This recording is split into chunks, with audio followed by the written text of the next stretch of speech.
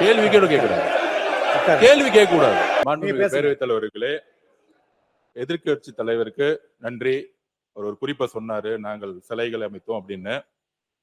நான் ஒரே ஒரு கேள்வி கேட்கிறேன் அவரை பார்த்து. கேள்வி கேட்கக்கூடாது. கேள்வி கேட்கக்கூடாது. என்ன கேட்கிறேன்னு பஸ் சொல்லுவேன். ஒரு பதிவு, எனக்கு ஒரு பதிவு வேண்டும். சரி, கேள்வி கேட்கக்கூடாது. ஓகே, எதிர்க்கட்சி தலைவர் பார்த்து கேள்வி கேட்க கூடாதா? சரி, கேள்வி கேட்கல. சரி, ஒரு பதிவு பண்றேன். சரி, நான் ஒரு பதிவு பண்றேன். இங்க இருக்கவங்களை ஒரு பதிவு பண்றேன். பதிவு என்னன்னு கேட்டுக்க சொல்லுங்க. நான் ஒன்னும் அவைக்கு வந்து தப்பா பேசல. நான் என்னோட கேள்வியை வாபஸ் வாங்கிடுறேன். என்னுடைய பதிவு பண்றேன். ஓகேங்களா? என்ன பதிவுனா, சமூக நீதி பேசக்கூடிய திராவிட முன்னேற்ற கழகம் அந்த காலத்துல அதிகாரம் கூட கிடையாது. பெரியார் அவர்களும் அண்ணா அவர்களும் இங்க கேஸ்ட் ரிசர்வேஷன் பிரச்சனை வரும் பொழுது மிகப்பெரிய போராட்டத்தை ஏற்படுத்தி அரசியலமைப்புல முதல் அமெண்ட்மெண்ட் கொண்டு வந்தாங்க. ஓகேங்களா? ஆனால் நான் என்ன பதிவு பண்றேன்னா, போன ஆட்சியில் சமூக நீதி பேசக்கூடிய திமுக சாதிவாதி கணக்கெடுப்பை பத்தி பேசவே கிடையாது. அது ஒன்றிய அரசு தான் செய்யணும். ஆனால் Telangana government, west Bengal government, பீகார்ல 3 மாசத்துல சாதிவாரி கணக்கெடுப்பு நடத்தி சோசியல் எக்கனாமிக்கல் ஸ்டேட்டஸ் அதை கொண்டு வந்து நடைமுறைப்படுத்தினாங்க. ஏன் கர்நாடகால முன்னாள் முதலமைச்சர் சீதாராமையா கொண்டு வந்தார் அத. ஆனால் இங்க இருக்கக்கூடிய சமூக நீதி பேசிய திமுக சாதி வாரி கணக்கெடுப்பை ஃபைல தூக்கி எங்கேயோ போட்டுட்டாங்க. எங்களுடைய முதலமைச்சர், எங்க அரசு தான் சமூக நீதி கணக்கெடுப்பை இன்னைக்கு வந்து டிக்ளேர் பண்ணிக்கிறத பதிவு பண்றோம். ஏன் அவங்க நடத்தலன்னு சொல்லுங்க.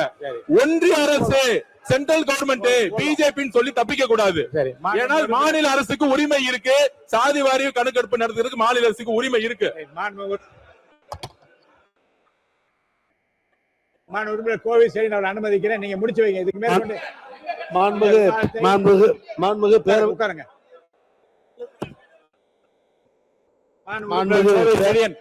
பேரவைத் தலைவர் அவர்களே, நீங்க வந்து பேசி இதை நிறைவு செய்யுங்க. மேற்கொண்டு இந்த பிரச்சனைக்கு வந்து முற்றுப்புள்ளி வைப்போம். ராஜு பேசணும். இன்னும் 12 உறுப்பினர்கள் பேச வேண்டும். முடிங்க.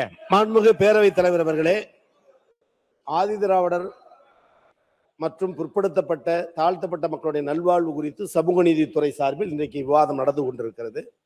அமைச்சர் பெருமக்களிலிருந்து புள்ளி விவரங்களையும் சற்று கோபதாமன செய்தியும் ஒன்றுமே செய்யவில்லை திராவிடம் என்பதை பேசுகிறார்கள். நான் முடித்து வைக்கிறவர்.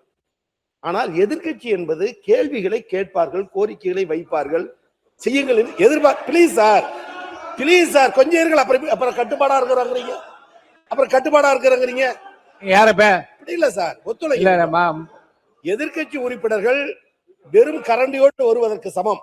அண்ணா சொன்ன மேற்கோள், எதிர்கட்சி உறுப்பினர்கள் வெறும் கரண்டியோடு வருவதற்கு சமம். ஆனால் ஆளுங்கட்சி இருக்கக்கூடியவர்கள் தான், அமைச்சர்கள் தான் கையில் இருக்கிற கரண்டியில் எண்ணெயோடு வர வேண்டும். ஒரு துளி சதறா கூட ஒரு அரசுக்கு, ஒரு நாட்டுக்கு இழப்பு என்பது போன்ற ஒப்பீடுகள் உண்டு.